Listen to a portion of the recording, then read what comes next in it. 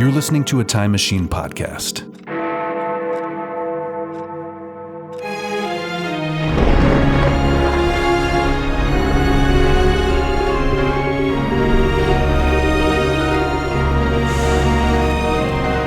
Old Movie Time Machine. An adventure through time and or space.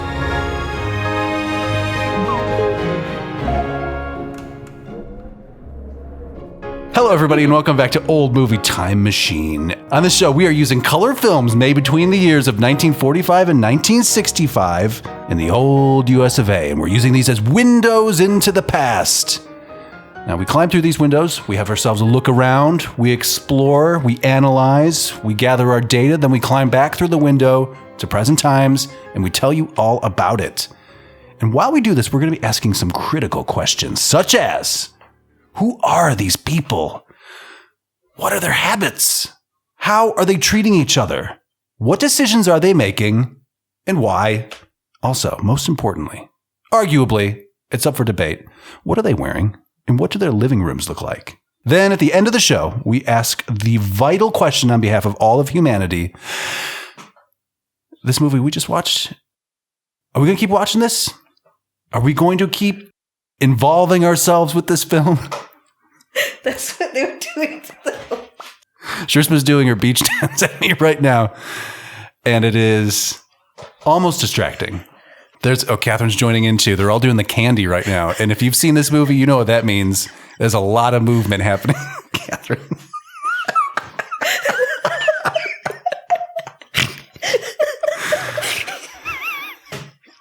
You guys are marching to the beat of your own Deltones. I'm your host, by the way, through time and or space, Justin Zeppa, joined as ever by my panel of international experts at being human in the year 2000 is what I was going to say, at being human in the early 21st century, including, but not limited to, Katherine Sherlock. Welcome back to the program. Hello. Hi. And seated next to you, of course, included, but not limited to, Shrishma Naik. Hi. Hey. What's going on? We're just doing this intro, hanging out, going to talk about Muscle Beach Party. How about you? Same. Okay. Basically, Okay. Cool. Well, then we're vibing right now. We're on the vibing. same on the same wavelength, riding the same energy stream. Riding the same wave. Yeah. God. We are. You know what? Sometimes you look out to the podcast horizon and you just think like there's an 80-foot podcasting wave out there, and if I could just get on there, I'd ride it forever. I can ride it. Yeah. To the end. Not if Candy's dancing. No. Well, that's true. Be careful with candy dances. Can we get noises here? Sure. The Would you like noises. Yeah. Oing. Well, here comes a group of young surfing boys approaching the coast right now. What's happening? Boing, boing, boing. She is hip thrusting them across the bay. She got power. She gets like some real billing in this. Gets some serious time. They stopped the movie just to show her off. It's crazy. Are we done with the intro? I don't remember. I introduced you. Yes. Dr. Sister Carolyn Naoroz, of course, is off. She looks like, let's see. I got an email, something about, migraine. Looks like migraine's crazy. And of course, our other co-host, Bryndís, is still locked away in a closed door session. The door is closed, but they are still broadcasting these hearings. So let's just tune in real quick. Let's see if we can hear what's happening down there. This is all about the museum. It's very pertinent to what we're doing here. So let's just listen. Yeah. So now, my understanding. So you've got this radio show, right? It's a radio that goes into the computer. I mean, this technology is fantastic. It's called a podcast. It's a podcast. Excuse me. I'm so Bryndís, I'm so sorry. Please, you have to excuse me. I don't have time for this. Can you get to the questions? I'm sorry. Yes, I would love to. I'm going to just need a drink of water here. Bryndís, actually, you seem to have a big old pitcher of water over there. Would you mind coming up here and just sort of fill your congressperson's glass up here? Nope. Okay. Is this a male and a female thing? No. Get your own water. Okay. Now, I don't know what. Now, you said you were coming from Iceland. Is that right? Yeah. Which state of the Union is the town of Iceland in, actually? Is that sort of, is that one of these northeastern things, Massachusetts or Vermont or something like that? Where is Iceland? Well, it's in Europe. It's in Europe, so You know Europe, right? I'm familiar with the great country of Europe, of course. Some of my favorite places are there. Germany, fantastic. I've heard plenty about Germany. I've never been there. I've actually never left the United States of America. Great. So where in Germany is Iceland? And I'm sorry, Miss Reynisdóttir, am I boring you up here with my personal stories and my grandstanding? Yes. Okay. Answer the question. Well, she's she is really reading me. I can't believe they would do that to her. Say that to her, right? Unbelievable. It's been like. She's been down there for weeks at this point. Right. This particular hearing looks like it's been going for like 7 or 8 hours. So at what time did it even start? How long will it continue on? I have no idea. But she's down there doing the good work for us. And we will get the boom room up and operating. Mm-hmm. Join us on Patreon, by the way. The boom room. Links in the show notes. You know what to do. Guys, we are talking about 1964's incredible shit show, Muscle Beach Party. Listen, I would like to offer my apologies to both of you. Mm-hmm. Sorry. I'd like to apologize to myself. What were you thinking? Yeah. I mean, really, what were you thinking? I thought this was going to be a charming, themed month of programming. By the way, we didn't talk about it last episode at all, but it's summer vacation here at Old Movie Time Machine. That's why we're hitting the beach right now so hard. That's why we watched the trailer movie. That's why we watched the fishing movie. That's why we're at Muscle Beach Party and Beach Party as well. It's a sequel, obviously, so they had to amplify Beach Party to Muscle Beach Party. It's more of a beach party. Would you agree with that? Yeah. Which party would you rather be at, Catherine? None. Not an option. Damn it. Don't know. Decide for me. All right, yeah. Just, you know what? That's a pretty personal question. That's my fault. Excuse me. Mm-hmm. Shrishma, do you have a preference of which stupid surf party you'd rather attend? Beach party or Muscle Beach Party? I would guess muscle. Like with just the guys from that gym.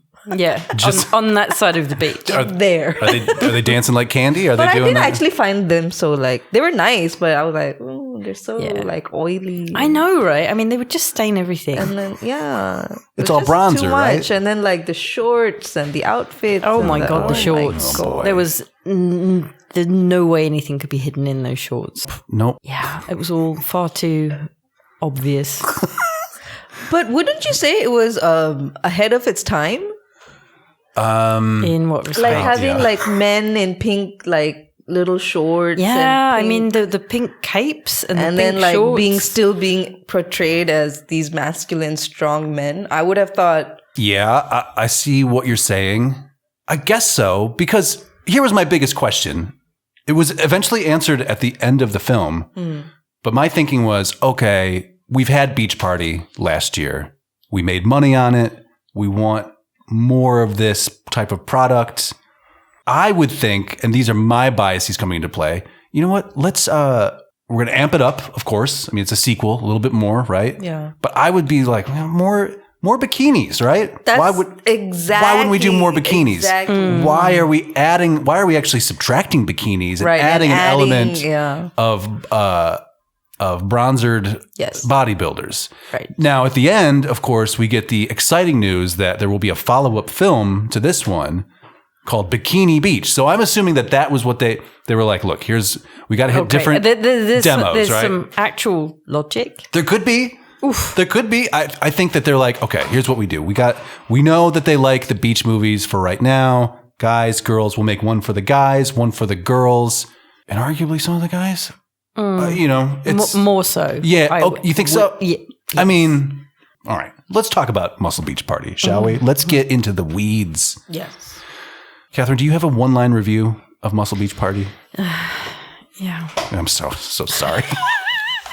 I hate myself for doing. I mean, it was supposed to be a nice idea. We're on vacation. We're going to watch these dumb. I didn't realize it would be aggressively awful. Have you not watched it before? I mean, I've seen some of these. There's like 7, at least 7 in this series, and then way more beach movies in general. I've seen some, and they're kind of like kitschy and of the times, right? Which I can enjoy that for, in this context, like maybe 15 minutes, and then I'm like, all right, I'm going to move on here. I mean, it's not a thing where like I'm drinking in every scene. It's a dumpy, shitty movie. These are shitty movies. I feel like this was not stressed enough last time somehow, even though we talked a lot about how bad this was. But these movies do not, like there's zero style to them. They don't look particularly attractive. No. I mean, this time I watched the movie, so I will add my vocal strength behind how bad it was. Okay. So you agree with what had been spoken about last week. Yes.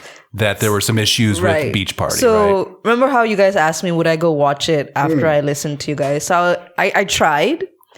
Good for you. And I stopped in the first 10 minutes. Okay. I was like, fuck that. That was I'm not doing this if I don't have to. No. Yeah. So. Yeah. I understand. And again, I apologize.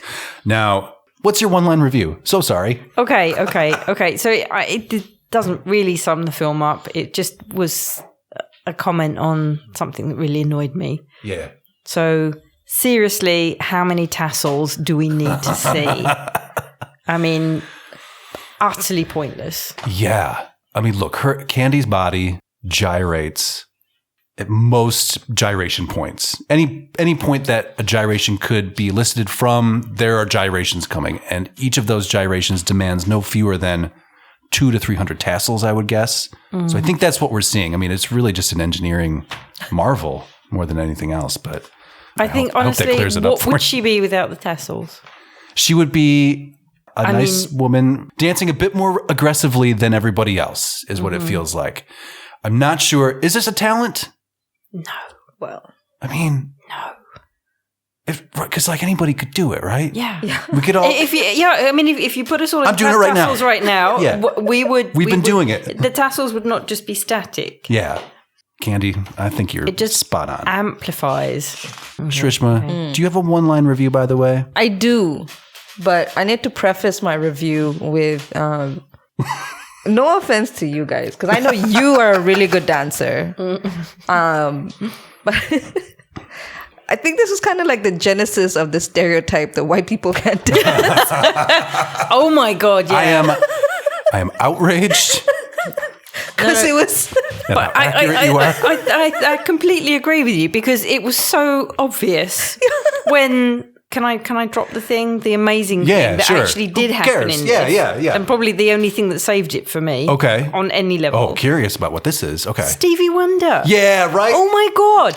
Wait a minute. He's little Stevie Wonder. So he's this was his feature film debut. And so is that actually the Stevie Wonder? That's Stevie Wonder. The Stevie Wonder. Yeah, okay. So young, blind, black guy dancing just so much better than anybody else in the whole film. He doesn't know what dancing looks like, you guys, I know, and but he's still interpreting it better. Rhythm than anybody else. I was just shocked, and it kind of felt a little like appropriation-y. Like they were trying to dance, especially the chick. Sure. That one scene. But after that, there was just horrible dancing throughout this film. Yeah.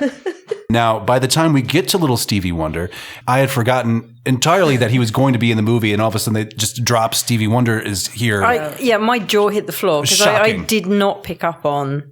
I didn't really watch that title sequence. Can I just say, why? Was anybody else absolutely terrified by that? Was that not just like a bad trip or something? Well, yeah. It was nightmarish. Yeah. It felt lazy and stupid, as just most of this movie and movies of this ilk.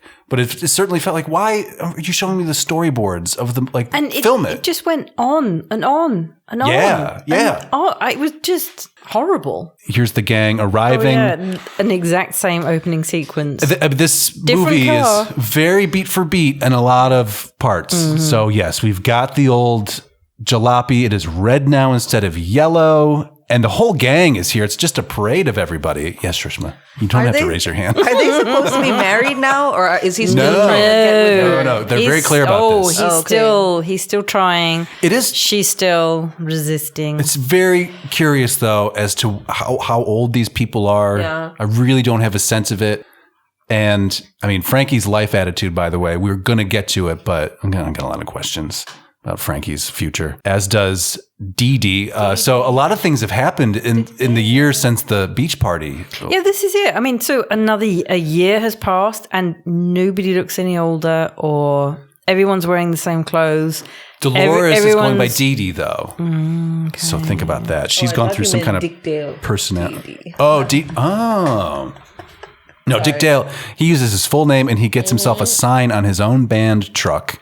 As we see here, it's just the band in the back of a fucking truck rocking out, unplugged entirely, backing up Frankie and Dee Dee as they sing about how much they love surfing and all this. What's up with this house back here, by the way? I just noticed that. Oh my God. There's a bit of a cantilever happening. Yeah, there is, yeah. I'm enjoying that. I want to go to there. That's probably the only thing I'm enjoying. I bet you there's a better movie happening in there. Mm-hmm. Some kind of Cold War thriller or something like that. But Dick Dale is here, and what I like to think about is what this would sound like in real life, to have two people singing in one car and then 40 feet behind them, a truck filled with a band playing the backup music. Like if somebody was on the street and this drove by, what would that sound like? Horrific. Think of Yeah, I think you're right. So Dick Dale, he's on another level in this movie. He's got his own truck. He's got his own sign. He has lines in this movie. He becomes more of he's not your go-to band guy, but he's also kind of a bit surfer part too. He's out there surfing with the gang. That's a lot of progress to be made in just a year, you guys, to go from surf music, beach bum to surfing, surf music, beach bum. Think about that. Don't think about that. No. So they roll up to their beach house. Everybody's there. It looks to be a similar pad as to the place last year. I don't know if it actually is or not. Do you think they've improved the plumbing?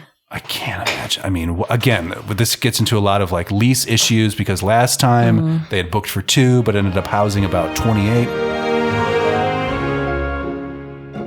So we had to stop the show because we did get a special alert. It's the fastest bounce back ever on medical records. Since records have been kept, as far as we know. The fastest, quickest turnaround time on a migraine headache that's ever happened. Carolyn Naoroz, Dr. Sister, is with us right now. Welcome to the program. Hi, sis. Hi. I'm feeling so much better. You sound great. Now, listen.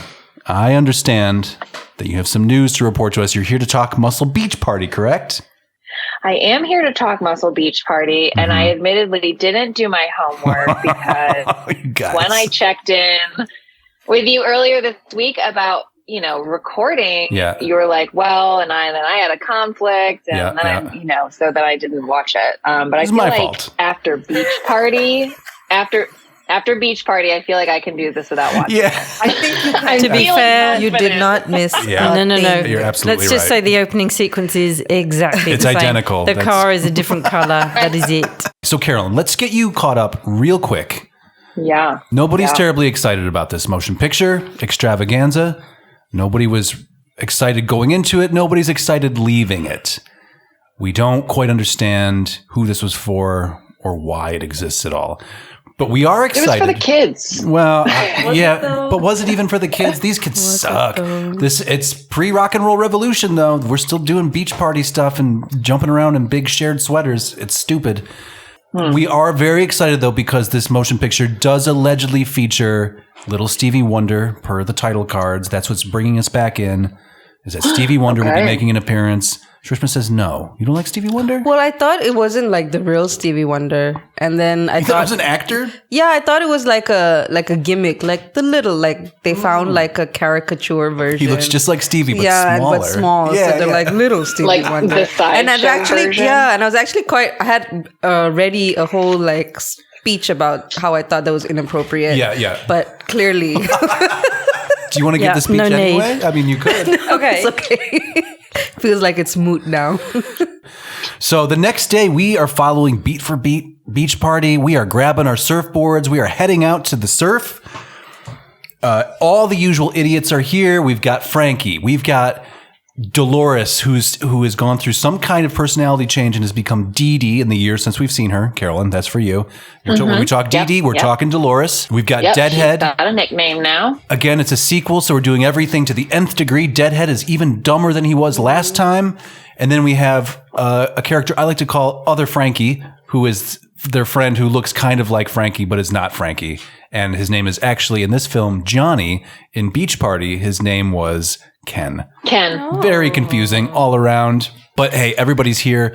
Everybody is out surfing. Even Dee Dee gets to surf, right? This was progress. At this point, they turn around because who should enter the scene but these guys, the muscle-bound meatheads from Jack Fanny's... Jack Fanny. Jack Fanny. Now, look, I did do some light research. I did a very shallow IMDb look at the trivia. And Jack Fanny is a takeoff of, I think, Vic Talley was the name of the gentleman. It was an actual guy who ran a bunch of gyms. And I bet they chortled at that. Jack Fanny. And it's an evergreen joke, obviously. We're still laughing 60 years later. Vic Talley, Jack Fanny, you guys. But this is a series of, what is it, like 8 or 9 dudes, muscle-bound dudes. In pink capes. Bodybuilders, Pink capes. Yeah. Wearing pink capes, marching out from their beach house next to the Beach Bums beach house to parade on said beach. I mean, this would be the muscle part of the Muscle Beach Party. But anyway, these guys come out and they are totally bare-chested, wearing very tiny, tight pink shorts. They have been like washed on a really hot wash. They've all come out too tight. Yes. But they're going with it anyway, even though it's probably cutting off circulation, let's face it. Well, in the steroids, that's really not going to do that whole much. Region is going to be a fucking disaster, right? Absolutely. Numb as hell. But, religions could be determined, all of this. We get a lot of lingering shots on the meatheads. There were some budgies. There were some budgie smugglers? Yeah. Okay. So, But why pink? Yeah. Why were they, that's why I was saying it's good quite questions. forward. I would never thought in the 60s they would very proudly dress men in pink. Is it a nod to Vic Talley? I don't know, gay culture. Is it basically saying that, if the whole Muscle Beach, that was a thing, right? Muscle Beach thing. It was a thing. Yeah. Oh yeah. Men looking beautiful for potentially, quite likely, other men. Yes. And the whole fanny thing and the pink thing. Yeah. The fanny thing is interesting because we're thinking like your UK fanny, right? Mm-hmm. Not your UK fanny. Oh, excuse me. I do have a UK word for it. Right. But it's interesting because that would not translate in the US. I don't think that was ever slang for. No, because you have fanny pack. Which, when that hit the UK, we were like, what? Well, right, yeah. Can't say that. You can't call a bum bag a fanny pack. But you shouldn't anyway, right?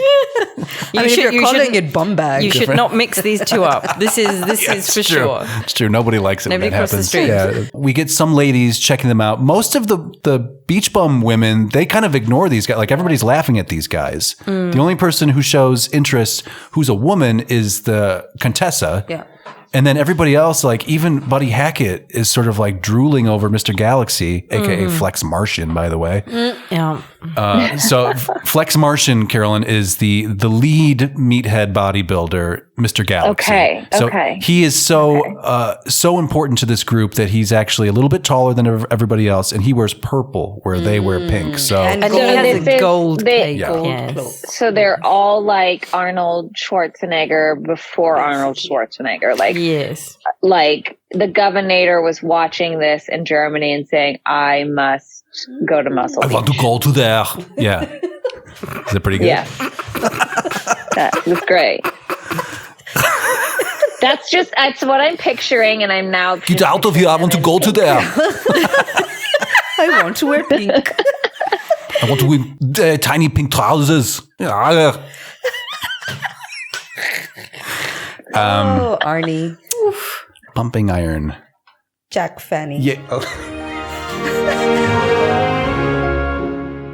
That's right, the music means it is that time again, during which I sell you some things on our TeePublic store. The link is in the show notes. All you need to do is go read that thing and push that link, and it will take you directly to the Old Movie Time Machine store, chock full of merchandise, ready and waiting for you to order for your enjoyment and pleasure.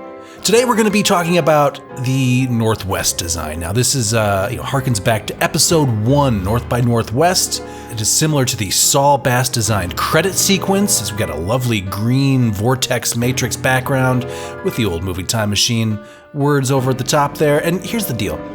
You want to get this one, let's say, as a phone case. That's right. Whatever model phone you have, if it's an iPhone or an Android or whatever they call them, we've got the case just for you. You can even get different styles of case. You can get slim, you can get protective. The choices are seemingly endless. Anyway, you want to go check it out. It's on our TeePublic store. The link is, again, in the show notes. It's still working, as far as we know. Go click on that. Get yourself a little case for your phone and support the team, by which I mean independent podcasts like us. And if you do, we will thank you, just like I'm going to do right now. Hey, you, thank you. And now back to the show. Meanwhile, though, somebody's peeping, you guys. I know it'll blow your minds in a beach movie, but peeping Tom? Somebody's peeping. Who knew?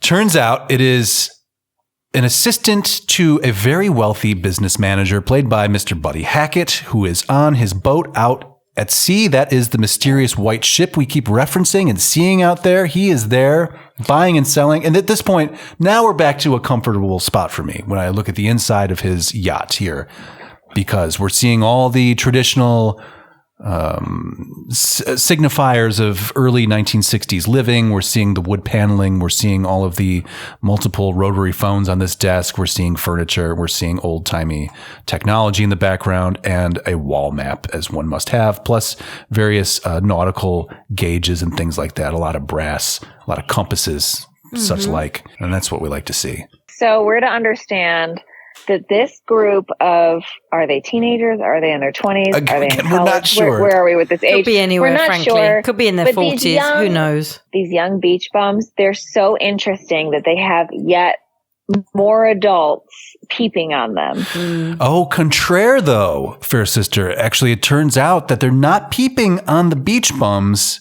These guys are actually peeping on the meatheads. Now, the drawer of the muscle, okay. Which is, I think, another interesting plot twist, because it's a woman that's peeping. Yeah. Yes. Well, the peeping actually it's a past peeping, because she peeped. The assistant peeps and then passes on the peeping news to Buddy Hackett, who then passes on the peeping news to the Contessa, who then goes to peep herself. So it's a real chain of. And she's very excited about peeping. And what she loves peeping on these guys. Yeah. What she's all about the muscle. She wants to know if there's anything worth peeping before she wastes her time peeping. I think, but I think she knows, because there was a magazine with Mr. Galaxy. Yes, she's fallen in love with him through the magazine. So basically, they have come all of this way because she's bored and wants. Hold on. Muscles. She's like, I have people to do my peeping. Yes. Very much so. So you're not far off there, because so Buddy Hackett is playing her very wealthy business manager. She herself is a Contessa Juliana, aka Julie, as everybody calls her. I mean, she should just say Juliana personally, but his name is SZ Buddy Hackett, and he is out there trying to help her find new conquests. So she's wealthy and widowed. She's wealthy, bored, and thirsty. So later that evening, Frankie and Dee Dee are out at a bonfire out on the beach, and they're talking and they're having a great time until they aren't, because for whatever reason, flirting with someone else. No. It's just the two of them, and they're just like, what a great time. And then Dee Dee says, yeah, but you know what, Frankie? Let's talk about your future prospects. And isn't there more to life than just waiting for great surfing and the great wave and all of this?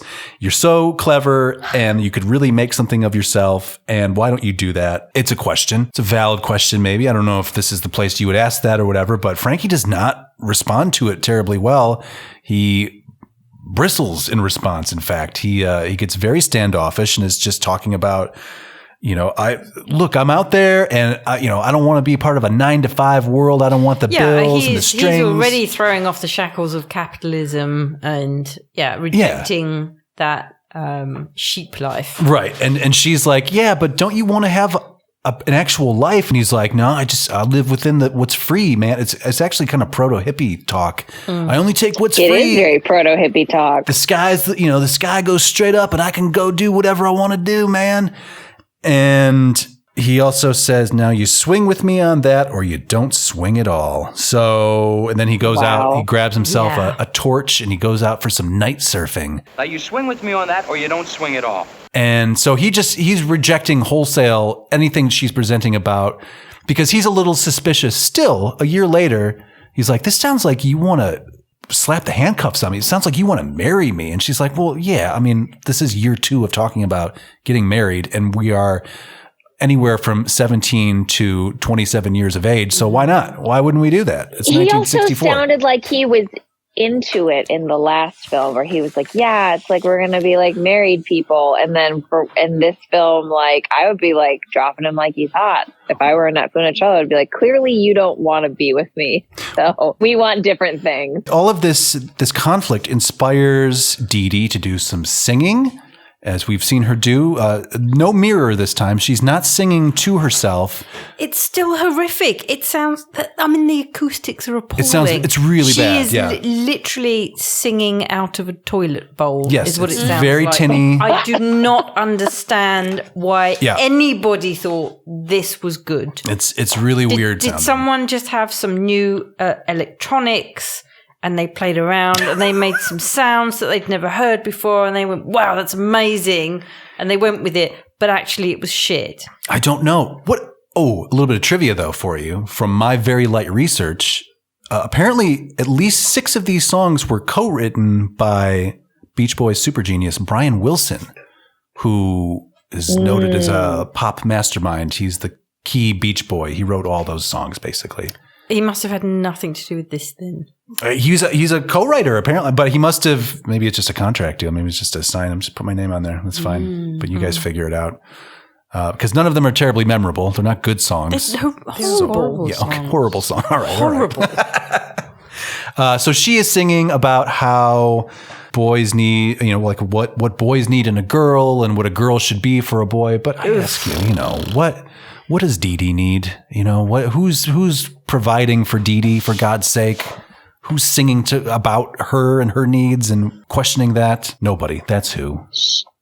She sounds very selfless in this situation, or just maybe not seeing the red flag. Yeah, codependent. All of these things. Okay. Yes. Yeah. Because the whole aim of the game is just to be with a guy, irrelevant of your own needs. My self-worth comes from who I'm, shacked up with. Mm-hmm. Yeah, just as long as I have a guy, that means I exist. Because what about Dee Dee's prospects?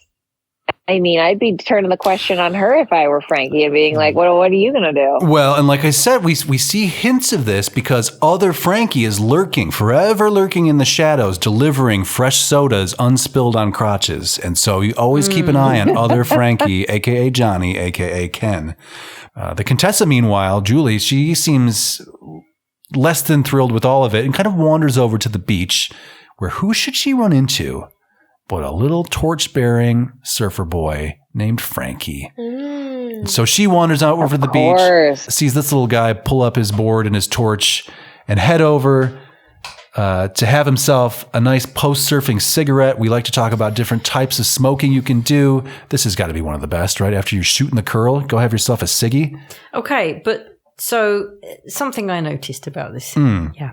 So he lights a cigarette. Yeah. Right? Yeah. Puffs it. Yeah. Throws it away. Ditches it. Yeah. Yes. Lights another cigarette. Yeah. Yeah. Puffs it.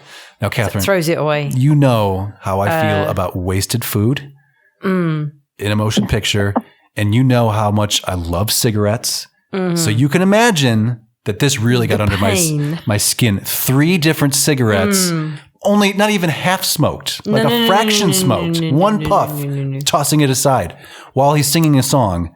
Now, to be fair, this cigarette he's lighting here, this actually ends up being a broken cigarette. We see it broken. It's kind of bent, so it's not going to draw. The paper's been broken. So that's why he's so pissed off at that. He chucks it aside. The second one he lights, I think mid-song or right before the song, and he's smoking for a second, and then, ditches it. And then to like end the song, he starts another one and ditches it. He needs smoking lessons. He's not good at it. It seems to not have the concept of you can have more than one puff on that cigarette. But she's watching and she is loving it. She's also, the Cupid shows up again. Oh. So it blows the trumpet right into her ear as she falls in love with Frankie Avalon. And she is really into... And she just got done with Muscle Man. Oh, yeah. Mr. Galaxy. Right. So she's been there, done that, seems to be the attitude. But now she's ready because this guy, as she tells him, looks like a little lost puppy. And she wants to take care of him and fuck him. And that's kind of where she's headed. She, as is noted in the film, she moves fast. So she comes over. She found a man baby. Yeah, basically. Yeah, this is it. Yeah, exactly. Let's look after all the man babies. Would you please? I mean, we can't do it ourselves, right? But Carolyn, I mean, she's not only looking after him, she is fully bankrolling and enabling him because this turns into a whole... He's a kept man baby. Yes, that's where he's headed. That's where this could be his future. Yeah. She offers this to him of like, on a platter. You're such a lovely singer, and I love this. And also, I'm going to kiss you right now. And he's playing it pretty cool. I give him some credit. He's sort of like, hey, yeah, all right, yeah, you do want to kiss me. That's fine. But also, I like to make the moves. Yeah, because I'm a man. Yeah, right? But she's like, I don't like to wait around. And he's like, all right, I can get into that. Yeah. So they start smooching. And as they're smooching, who should show up? Of course, but Dee Dee. Dee Dee watches them make out for a while. She seems fine with it. I don't know. I figured some eyes would be clawed out at this point, but who knows? No, there's a perfectly reasonable conversation. Oh, no, it's a bit of a catty conversation. She does kind of, she does say some things. She's pretty upset about it. But she rises above the cat fight. Yes. My notes say Dee Dee shows up and they go at it over Frankie's needs. Oh, okay. So this would not pass the Bechdel test, if you will. This is just them arguing over Frankie and what's best for Frankie and who could fuck Frankie the best. And they both think it's them. So there.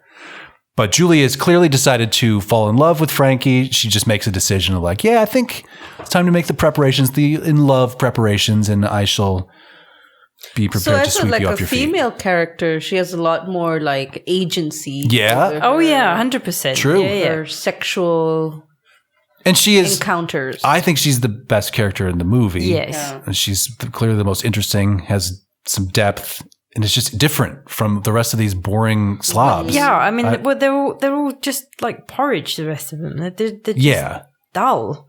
It really is a series of just... And she kind of comes into it being like, you know what? Yeah, I like sex. Right. And I'm going to choose who I'm going to rich, shag. And this is my world, and I'm going to go where I want to go and do what I want to do, including signing up Frankie for a record contract. Although it's almost like she only has that agency because she is rich. I think that is the gist. Mm-hmm. I think so, right? Mm. I mean, everybody seems to like her as a person, but I think the money really is what's floating her. A lot of things. Yeah.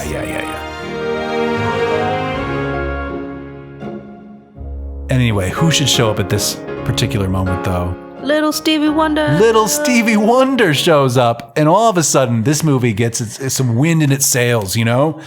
I see little Stevie Wonder. I am sitting up on the couch. He is blowing the roof off this place. It's so shocking and awesome, and probably because it's actual quality. It's amazing. He's a singer. He's a good singer, absolutely, and he's a soulful singer too. And it is so night and day. Something actually real into this. Oh my god! Absolute make believe. And I know it's not the same thing. But having watched now 2 of these in back-to-back weeks and listened to all this shitty surf music, to hear Stevie Wonder all of a sudden singing lead is so shocking and awesome that it does. I can only imagine what it was like at the time to go, as soul music is moving into popular music and how the soulful attributes of rock and roll are appropriated by white people and sort of incorporated into that music. Like, I get it. I see the appeal. This is great. The rest of it is nothing. It's garbage. Mm-hmm. But he comes out and he rocks this place, and it's amazing.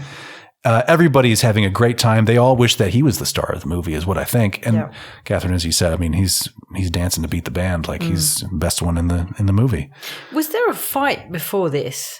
Well, there's a fight after this. Okay, yeah. So Frankie and Dee Dee are again at Cappy's surf shack while little Stevie is performing. They start to argue in front of Stevie Wonder. Do not argue in front of little Stevie. That's just like a hard no in any relationship.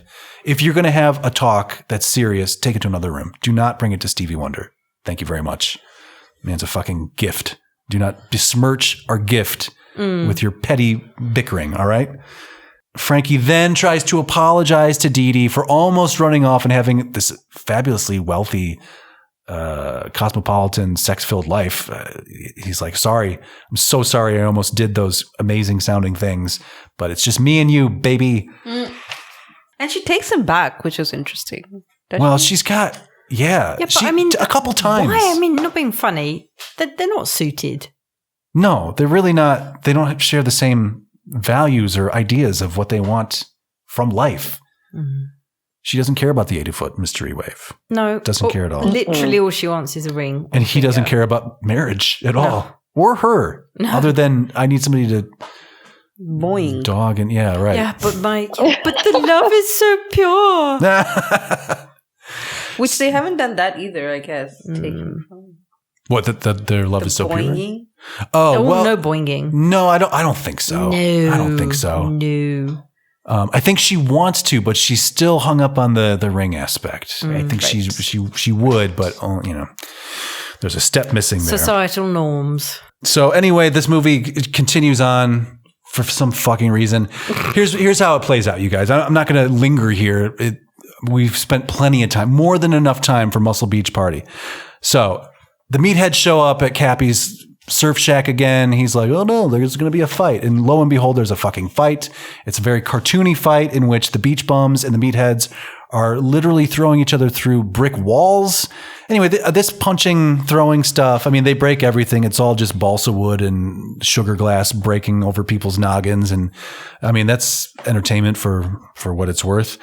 But at a certain point, who should show up though? But Mr. Strangdower shows up, the silent partner of the Jack Fanny Gyms, and he kicks the door in, revealing Peter Lorre. This is an aged Peter Lorre, who you would know as he plays a very good sort of rat character in Casablanca and Maltese Falcon and some Hitchcocks. Not to be confused or related to Hugh Laurie. No relation, I would think. I would think not. Yeah. No. But so at this point, this is the equivalent of the Big Daddy Vincent Price cameo of the first movie, but we're getting Peter Lorre here, who also played a very good creepy guy. You would also see him in Arsenic and Old Lace. He plays a good weasel guy. But he shows up, kicks the door in. It turns out that he is Mr. Galaxy's dad. Something like this. He is the strongest man in the world. He is in charge of this gym, but he's an older man now, and he doesn't approve of any of this.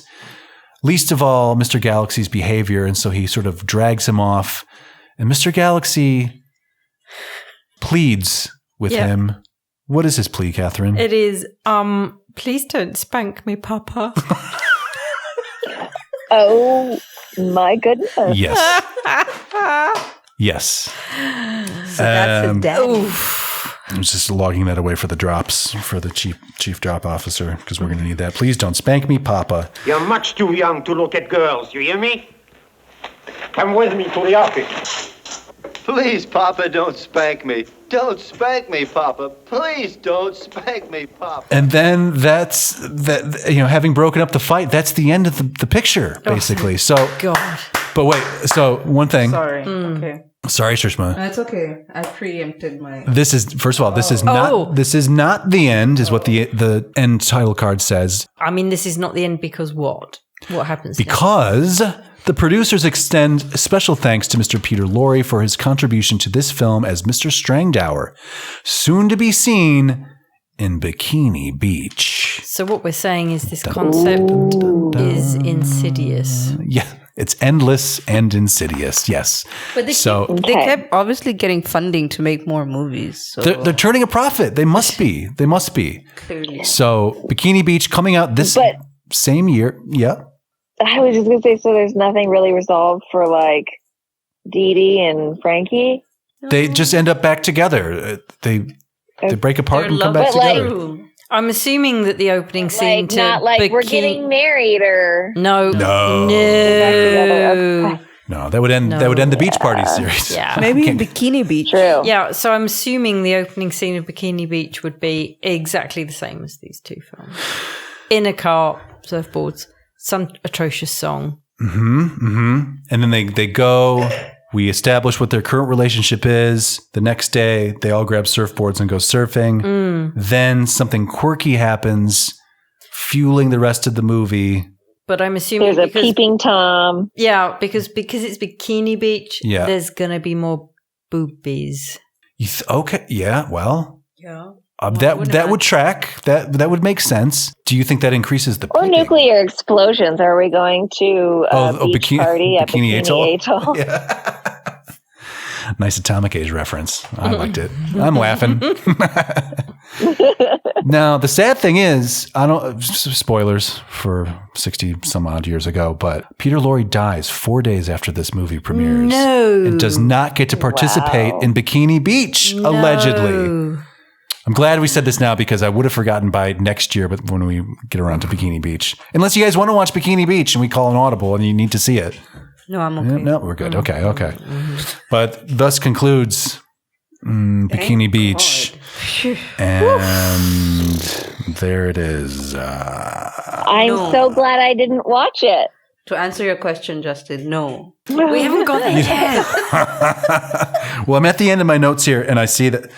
So my one-line review, I didn't even do it, was how was this successful enough to make 5 more? Right. And I continue to ask that. I don't know. It's not awful. No, it is. Is it awful? Yes. Man, yes. Yeah, it's awful. Okay, it's awful. It's awful. Yeah. I'm giving it too much credit. I mean, the reason you're being too generous. The time and money that went into making this, it's unfortunate. No. Yeah. Hey, Catherine, though, do we keep watching this? Well, yeah. Okay, so I said no, and that in brackets immediate. So literally, as soon as it opened, I was just no. This is however, really. Catherine froze me in my tracks. Wine to the lips. Just from a historical perspective of it's Stevie Wonder. We can't throw anything away that's got Stevie Wonder in it. His debut. Oh, that's a great Catherine. Do you know what I mean? Yeah. I mean, it's so painful. Yeah. And he closes out the credits too. He performs the entire end credits. I did watch the whole thing. It's the high point of the movie. Again, other than what's her face? Because it's ending for a start. Yeah. Okay. Yeah. Okay. So I'm you know. Yeah. I mean, yeah. It's a compelling argument. It's a no, really, for the film, but historical context of someone absolutely amazing. Yes. But I mean, does this add to his story or no? That's the thing. He's so isolated within the film. He doesn't participate in the film at all, other than just being there and lending his presence. What if we just kept the end credits? Yeah, I mean that's what I was thinking. If we just kept all of what the if you scenes just with him take in, Stevie Wonder to the boom room? Well, and be done with I it?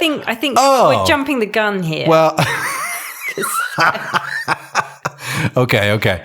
And Carolyn, I just want to paint for you a picture of what the end credits look like. It was all black with the credits rolling up the middle. On the left-hand side is Candy dancing with her, gyrating with her tassels. On the right-hand side, it's just little Stevie Wonder clapping his hands, snapping fingers, singing his ass off. And it's great. Yeah, it is. Again, I watched it to the end.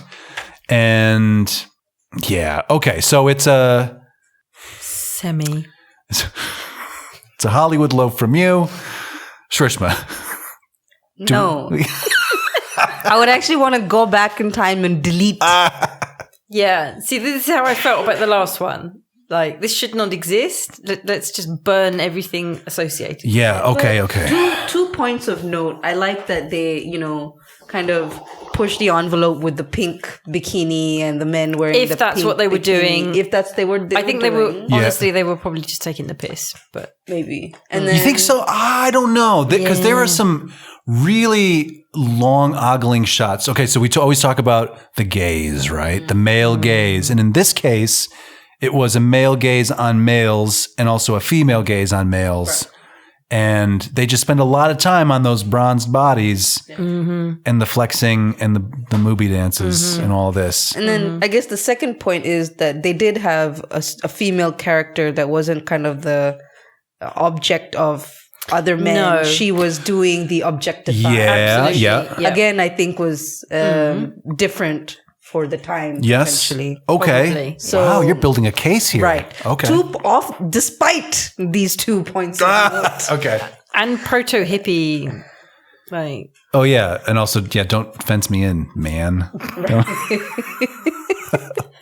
I gotta be free. Delete. Okay. Yeah. Carolyn, would you like to weigh in? What do you think? Would you go watch it? Yeah, would you watch this? I did not go watch this based on our conversation. Having watched the first one that I also did not like, I don't understand. I also don't understand how they made many more of these. So many more. Clearly, the American public was clamoring for such flimsy plot lines. I'm just astounded. I don't know. Yeah, I guess this is just a matinee. You go pay your $2 or whatever the price. I guess maybe there's drive-in. a lot of necking going on. Yeah. I was just gonna say heavy petting at the drive-in, just something to have on. That's true. And if you need a break, you can kind of air out and watch these guys and just be like, "What the hell's happening?" Yeah, peeping on each other. Yeah, full peep mode. I am going to say, look, I think between the two that we've seen so far. I think this is better. Stevie Wonder, you've made the case. I'm with you 100%.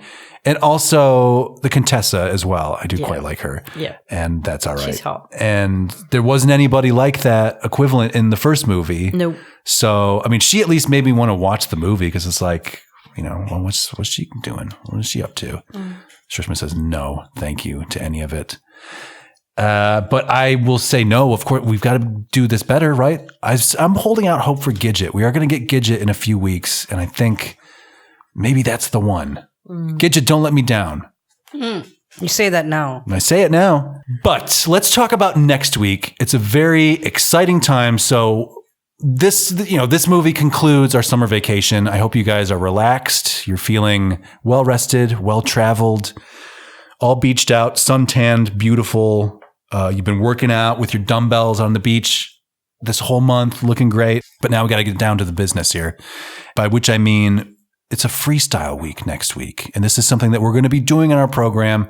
I realize I'm asking a lot of you, my team, to make you sit and watch these fucking horseshit movies. They're not all horseshit. The last couple have been rough, right? But most of them. To watch the older picture. You're entitled to your opinion, right. Shrishma. That's why you have me here. Exactly. This is what we need to hear from you. Exactly. And I'm glad you feel comfortable being honest about it. Please continue with that. I know it's a struggle. I know it's hard. Hey, at least I watched this one. I really appreciate it. Right. And Carolyn, I assume that you would have watched it too. I want to make sure that I would have. I want to make sure I'm doing everything that I can to provide you with the tools you need to watch dumb beach movies. So remember that. If I can help, just reach out to me. Do you call me up and say, I don't want to watch this. And I'll say, well, please do. And you'll say, maybe. And then we'll see. We'll see what happens. Right. Okay. But next week, it's freestyle week. And so that means that I am handing over the reins to one of my co-hosts. They are going to pick a movie of their choosing, any era, any genre, color, black and white, pirate movie, knights in shining armor movie, biblical epic, doesn't matter. But next week is Katherine Sherlock's week. So Katherine, What movie should we be watching for next week? She's thinking very carefully. She's pondering. No, I think I might have changed my mind. She's changed her mind, possibly? Okay. Oh, God. No, you just said something that really made me go... Biblical epic. No. Knights in Shining Armor. Oh, well, okay. Oh, shit, man. Could we do that? I don't know. I was set on this one. You have 5 to make a decision. 5. What do you mean 5? 5 seconds. No, that's done then, isn't it? I didn't. Oh, God. No, I can't. Now, Catherine, okay, What? so I know I've guessed the movie that you are choosing successfully, I believe. What, both of them? Well, no, the first one. Okay, the first one. Yeah. But the second one, do you have a second one in mind, or do you just like the genre? No. I have an absolute second one. Oh, okay. Can I throw both of them out? And then what happens? You choose. And vote? And then you choose. And then let's do a vote. Okay. So the first one is very dear to my heart. Yeah. And it is John Ford's 1952 The Quiet Man, featuring John Wayne and Maureen O'Hara. And that's it's an amazing film. Yes. If you haven't seen it, I would thoroughly recommend it. But I've watched it recently. Oh, okay. But if we were to choose an alternate option. Okay. That would be John Borman's 1981 Excalibur. No shit. Wow. Okay. I kind of want to go to the 80s. Yeah, same. Really? Yeah. Okay. Yes. Look, I want to, but I also want to watch the Quiet one too. I love the Quiet Man. I love the Quiet Man. You could Quiet add Man, that to your list for later. Because the Quiet Man falls completely in the our time category. frame. Yeah. Okay, can we do that? Can we make a promise and deliver on that promise that we will do the Quiet Man? I think wait, we can do a one-off for like a Western week. It's not Western though. But it's in Ireland, right? Yeah. I know, but just because it's got right. John Wayne in it. Is it turn of the century John though? Wayne. Or is it set during the 40s, 50s? I thought it was earlier. I think it's set earlier. Okay. Well, look, we can do whatever we want. It's our fucking show. We can watch it. But I have also never seen Excalibur, so You've never seen it? No. Oh my Neither of us. God. No. Do we want to do Excalibur? Never seen it. Should we just do it? All right, I think it has to be the one that you guys have. No knock on the Quiet Man. We'll Quiet Man. We have to do that. Yes, we'll lower our voices and watch the Quiet Man. Is it a serious drama? It's quiet. Quiet Man? It's pretty dramatic, isn't it? Sorry, what did we just decide? I thought we just decided Excalibur. No, we did. We did. I was just okay. asking the genre. Yeah, okay. Yeah. Yeah. Sorry. Okay, Excalibur, everybody. Wow. That's a twist that I was not anticipating, and that's what I love about doing this program. And so concludes yet another stirring episode of Old Movie Time Machine, and concludes this year's summer vacation. I hope you are feeling relaxed and well rested. And hey, if you enjoyed listening to our analysis of Muscle Beach Party, all whatever 50-something minutes of it, check it out. We've actually got double the amount of content waiting for you. We talked about the whole movie. We went scene for scene in this guy. So you definitely want to check it out. It's on our Patreon page. We call it the Boom Room. The link is in the show notes, of course, where you can sign up, and for $2 a month, just a measly $2. What is that? Half a cup of coffee these days? You kids these days and your expensive coffees. You can sign up and you can get double the content. So please support Katherine and Shrishma and my sister and Bryndís. She's up in Washington, D.C. defending this shit. Also, we would love to hear from you. So please email us at partyline@oldmovietimemachine.com. Let us know what you thought about Muscle Beach Party. Were you aroused? Were you upset? Were you both? I could conceive of both being possible at the same time. Why not? You contain multitudes. I get it.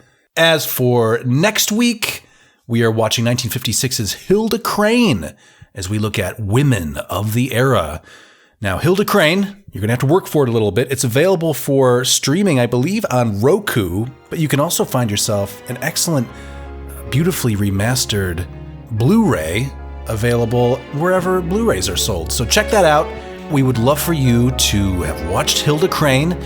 And until next Wednesday when that episode drops, thank you for listening, and know that this has been Old Movie Time Machine.